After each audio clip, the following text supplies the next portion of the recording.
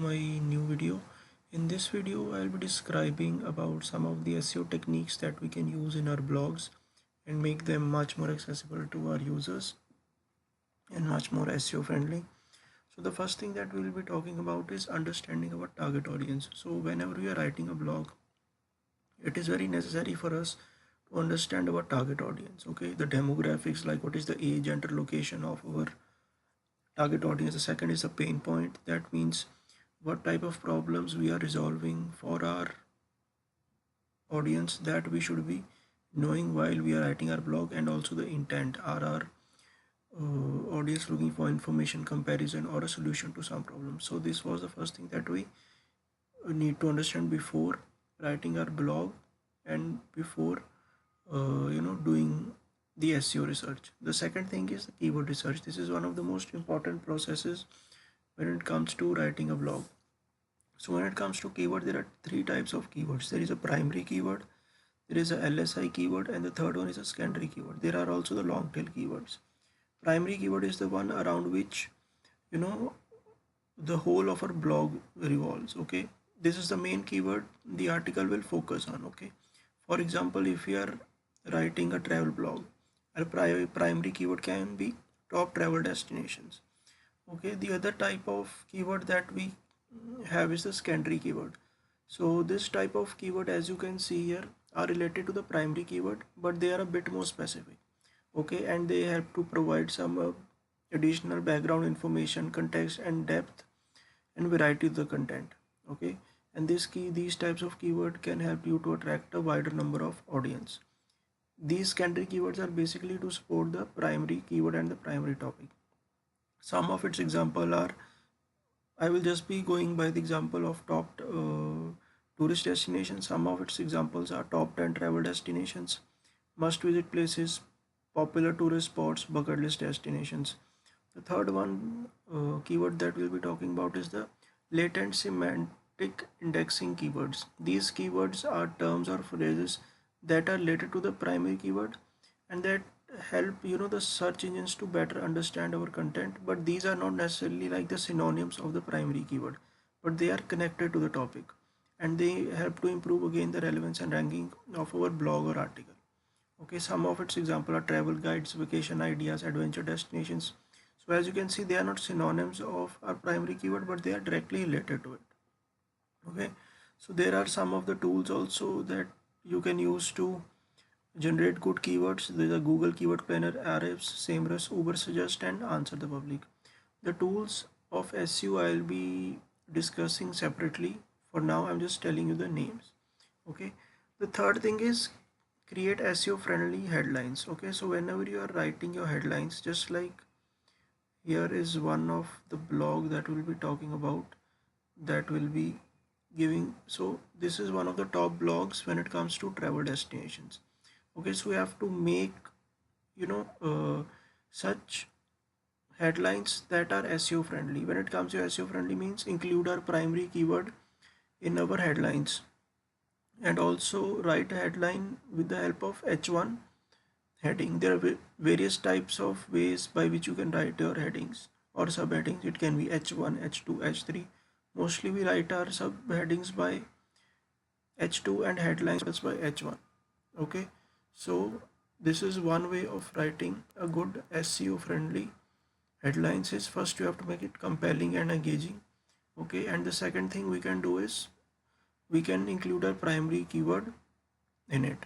Okay, and other good practices that we can use when it comes to writing a good friendly headlines is we have to keep it under 60 characters, use things like top 10, and use powered word like ultimate, best, and essential. Thus just like in this blog you can see, it is used things like best, the number of characters is less than 60. Okay, and as you can see here, it has also added some power words like best. Okay, it has not included top 10. You can also do that, but it's up to you and it depends on your audience what type of words you want to use in your headlines. Okay, the fourth one is high quality content. When it comes to uh, high quality content is the key. You need to write a good content to make sure audience comes to your blog. Fine. The first is depth and originality. The Google always prioritizes that content that is comprehensive and original.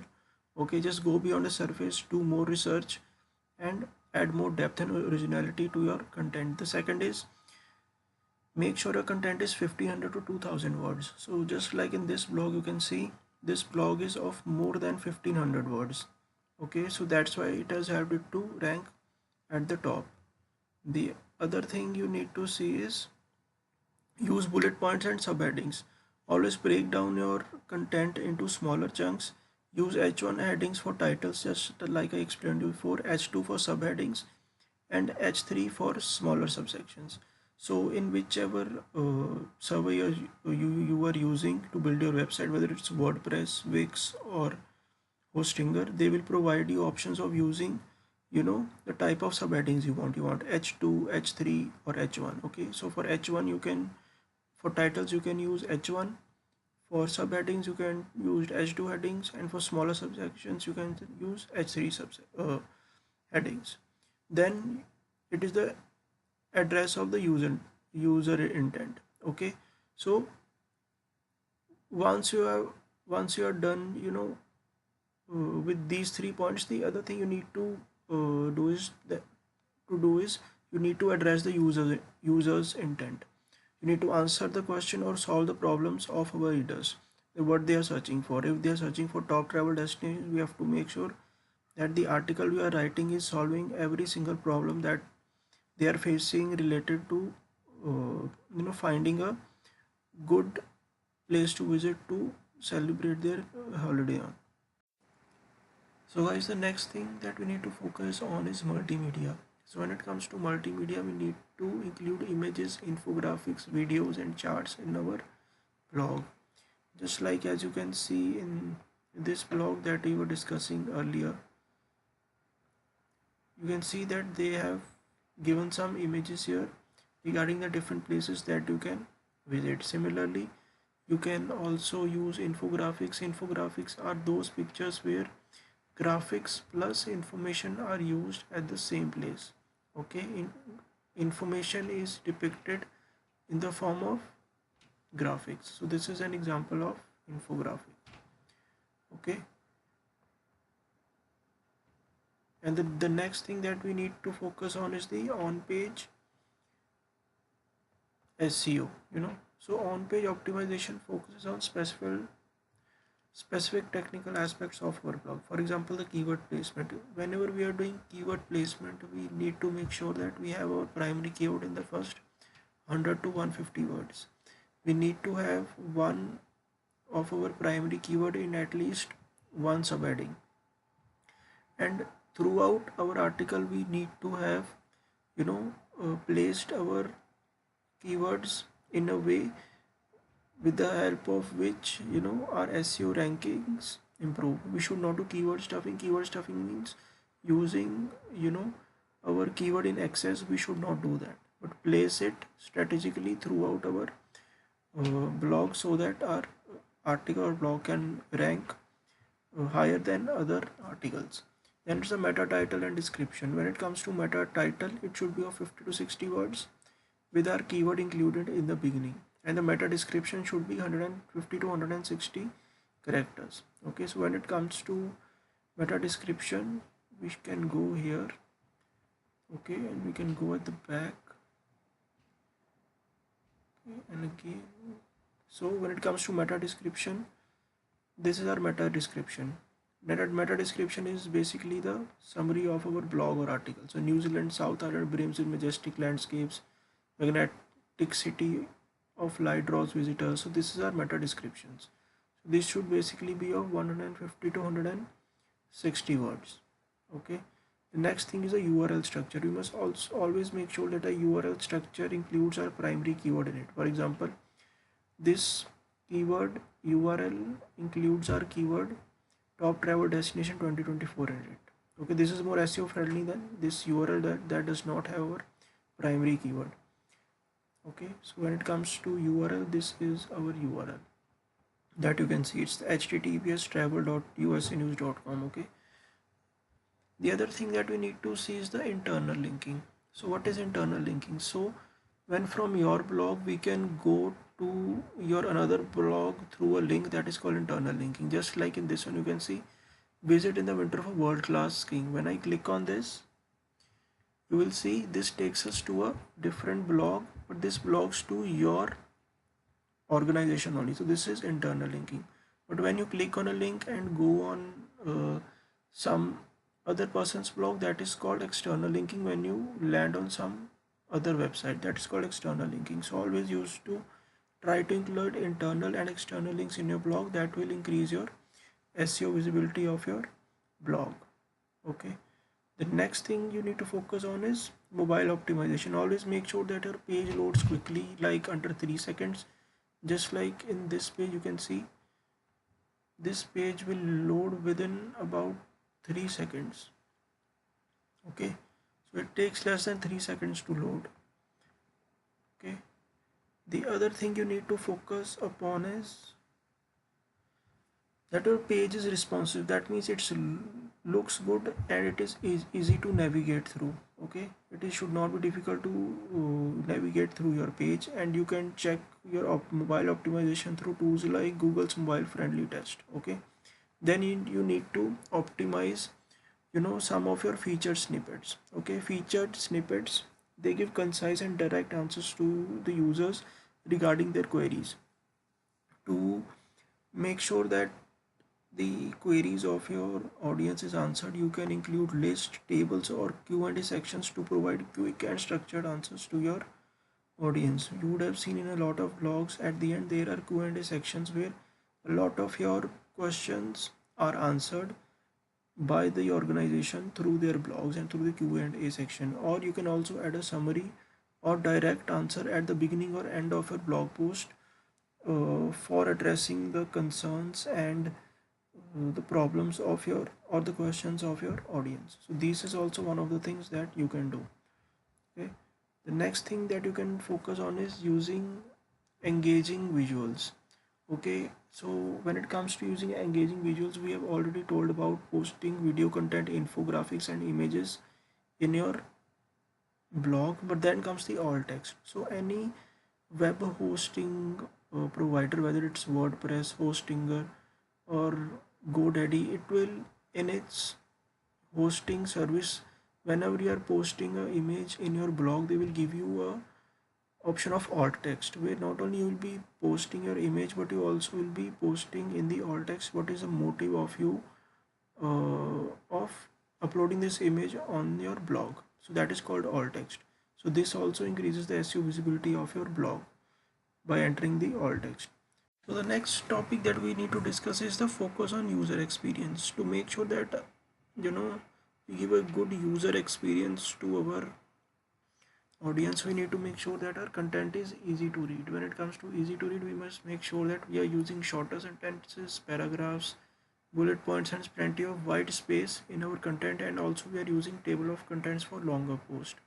So when it comes to making our content easier to read, so in this blog you can see we have used a lot of number list here. We can also see that we have used much more shorter sentences and paragraphs to represent our content. Similarly, we can also use a table of content, that if our blog is a longer one of like 2000 to 3000 words, then we can also include a table of content that helps the audience to navigate through our blog in a better way, and it also has a search engine to understand our content better. We can use tools like Google Page Speed to ensure that we are having a faster loading time. Then is the promoting and building backlinks. So when it comes to backlinks are those links that are for example, we have our link posted in or placed in a blog of some other person. So if someone clicks on our link on that guy's website and guides it to our blog, that are called as backlinks. Okay, so getting other sites to link to your blog, increasing its authority. Okay, so the other sites, if they are including our links in their blogs, it increases our authority and our SEO visibility. Okay, so if we if our links are posted on a blog or an article that is ranked higher than us, then it increases our authority and our SEO visibility. Then is the outrage. So we can reach out to bloggers and influencers that not only share the content or make the content that are related to our niche, and they can also share our content. Okay, so this can also help us to increase the traffic to our website, because obviously if there is a blogger or an influencer who's promoting our content, or who's putting our link in their website, this will help us to increase our outreach, and also this will help to increase the ranking of our social media blog or post. And then again, through social media sharing also, we can share our blog or website or our product. That will also increase the traffic and visibility of our website. Okay, the next thing is to track our performance. Then there are various tools that we'll discuss in the coming video. These are the tools because of which, with the help of which, we can track the performance of our blog in terms of SEO. So when it comes to Google Analytics, it can track metrics like page views, bounce rate, average time on page, and user demographics. Google Search Console can help us monitor our keyword rankings, impressions, click-through rates, all these things. And Ahrefs and SEMrush can help us analyze our backlinks and our keyword performance. And the last thing that we need to maintain is that the consistency is the key. We need to keep our blog updated regularly, and refresh our older post, and make sure that we keep on changing our SEO strategy and keep on changing with the trend. Okay, so main thing is consistency for search engines to find our content and rank it higher.